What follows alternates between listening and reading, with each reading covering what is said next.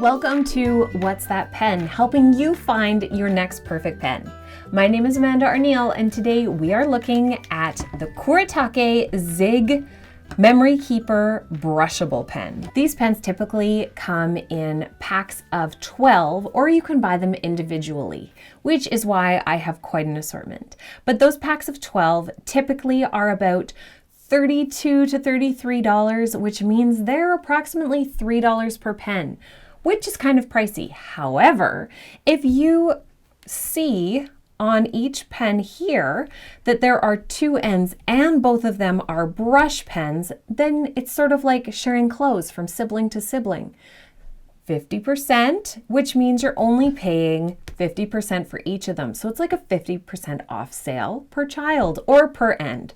So instead of thinking of this as a $3 pen, it's $1.50 per end. The lighter end is supposed to be 50% of the color value of the darker end, but it just means that they are related colors and one is lighter than the other.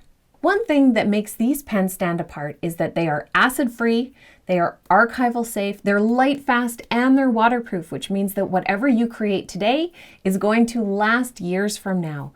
If it's in the sun, it won't fade. If it gets wet, it won't run. That makes these pens something of a unicorn in the colored pen world, because not only do you have gorgeous colors, but they are gorgeous colors that will last over time. There are 24 pens available, which means 24 times 2 is 48 different colors that you can get for your collection. And again, you can buy them individually or as a pack of 12. So these pens have a brush nib, and it is a larger size brush nib, which is something to keep in mind, of course, when you're deciding how large or small the scale of your final piece will be. Looking at the upstroke and downstroke, you can get a relatively thin upstroke and a relatively thick downstroke.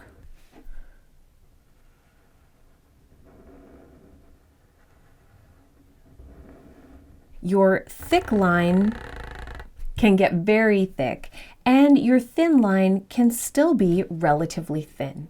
It's also relatively consistent on the line. Now let's look at nib rebound.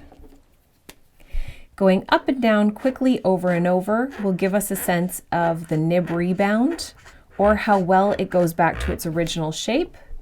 And you can see that this one does have a flexion to the side where we were putting the pressure, so it is bending away.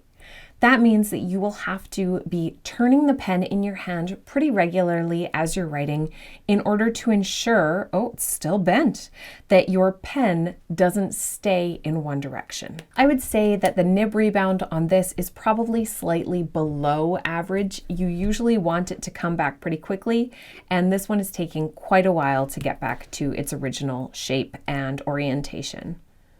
The writing size for these pens is definitely more on the medium to large size. Not fully large yet, it's not our biggest pen around, but it's definitely larger than your average pen.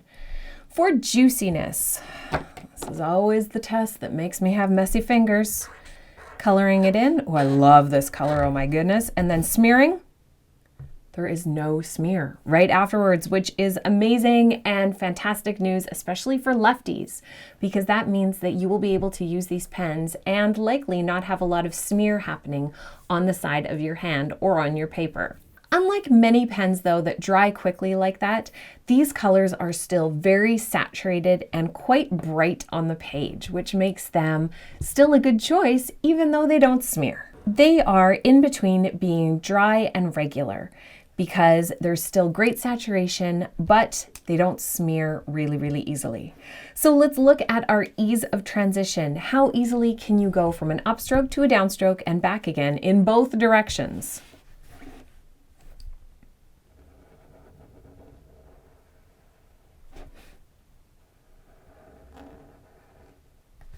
And these by far have got to be some of the easiest pens, especially for the size, for getting perfect transitions.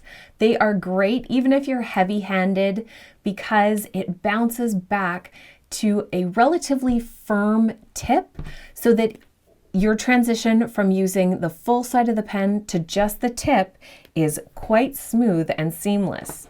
That means that these are a great option for beginners or even new intermediate letterers who are looking for a larger, more colorful brush. On a scale of yay, okay, nay, and stay away, these ones definitely fall into the yay category. The pros of these pens are definitely that they are archival safe, they are light fast, they are waterproof, they don't smudge easily, there are 48 colors for you to choose from, and they're easy to use even if you are a lefty or someone who's heavy-handed like myself. The one downside is that they are about $3 a pen, which is kind of expensive, but if you consider you're getting 2 colors in one pen, that's like $1.50, so they're pretty much a bargain. I would say that if you are looking for a larger sized colored pen, the Kuretake Zig Brushable is definitely one that you will want to add to your collection. If you want to download this completed pen checklist, or you want a blank one for you to use with your own collection, you can get that down below, as well as the link to these Brushables pen. Make sure that you subscribe so that you can see all of the pen reviews and that you don't ever waste your money on a pen that might be a dud. If you have a pen that you'd like me to review, let me waste my money on it instead. All of the pens that I review are ones that I have bought with my own money so that there is absolutely no influence from any of the companies on you getting the honest inside look at the pen that you are thinking of purchasing next.